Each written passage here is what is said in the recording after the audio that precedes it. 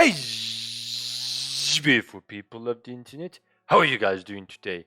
Hopefully great. And welcome to Budget Builds, where we use zero format and achieve maximum efficiency. So in today's video, we're going to be taking a close look at Ivara. Now, unfortunately, I don't really have any nickname for it, as because I haven't really been playing Warframe. That, and also I can't really think of anything.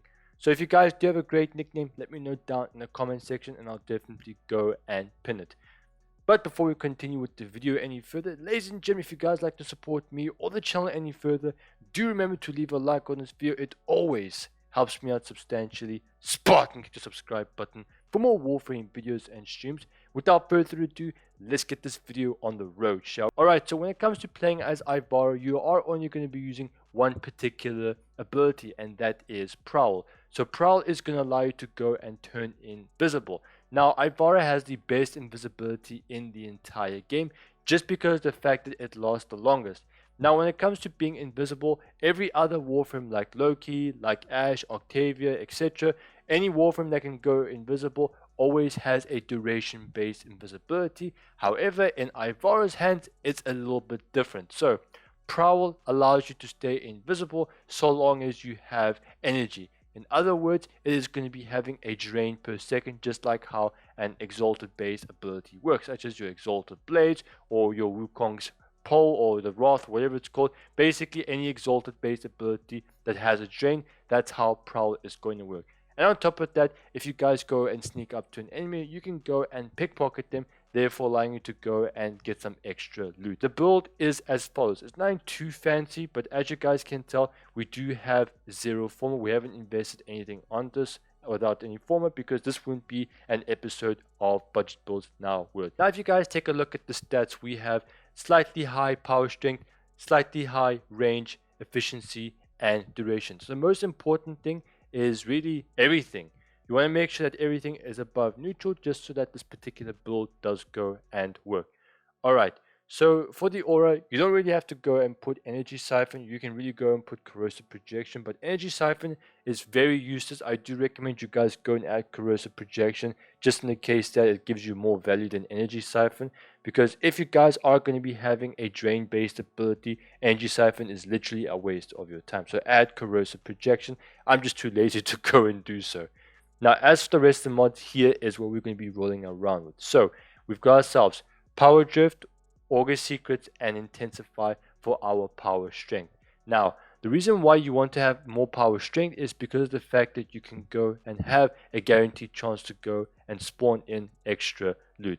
So if you guys take a look at Prowl, as you guys can tell, it's at 100%. However, if you go below 100%, so will your chances of spawning in extra loot. It can't go above 100%, and it can only go down. So make sure that you guys do have more than 100%, just so that you have a guarantee of extra loot spawning. This also does include air support charges. So if you guys are playing, survival, then this particular pickpocketing skill can be very, very, very useful.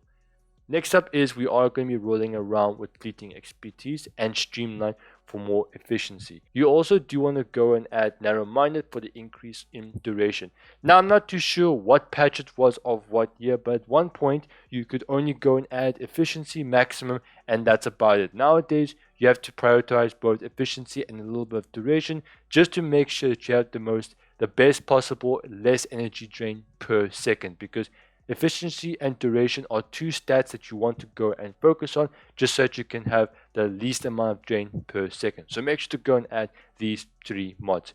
We are, of course, going to be adding overextend. Now, overextend is going to increase our range by quite a big margin. The reason why we want to do this is because while we are invisible, we also do want to go and pickpocket the enemies. Now, I don't want to go up to the enemies' butt cheeks and start sniffing them. I'd rather just stand quite far, because I don't want to smell those grenier farts. I don't know what they'd have for lunch, but I'd rather just make sure that I am quite far, just so that I can just go and steal their loot, get in, get out without worrying about anything whatsoever. Because let's be honest about one thing. Grenier farts, those are quite toxic, if you know what I mean. Anyways, next up is we are going to be adding a augment known as Infiltrate. Infiltrate is going to allow us to go and move slightly quicker, and on top of that, it will allow us to go and bypass laser barriers. So if you didn't know, when you guys are doing a spy mission in particular, if you guys go and trip the alarm, such as a laser barrier, then you'll immediately start counting down to losing the data. And finally, in the Arcane department, we are going to be rolling around with Arcane Energize. Therefore, we do have a great energy economy.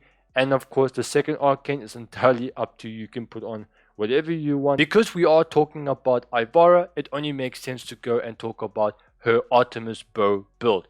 Now, as you guys can tell, we are going to be using some pre-standard mods here, except for Galvanized Chamber. But we've got Serration for our base damage, Galvanized Chamber for our multi-shot, Point Strike to go and add crits, and because we're dealing with crits, we have to go and add Vital Scent to see bigger damage numbers.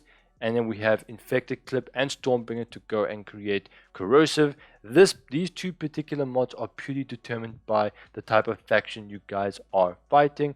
And to top things off, we are going to be adding Vigilante armaments for even more multi-shot. But we're not going to be using, Artemis Bow too much. We're simply just going to go and be invisible and start picking pockets. But it's always great to go and have a really powerful bow, just to make sure that you can defend yourself and get yourself out of any sticky situation that does go in and arise.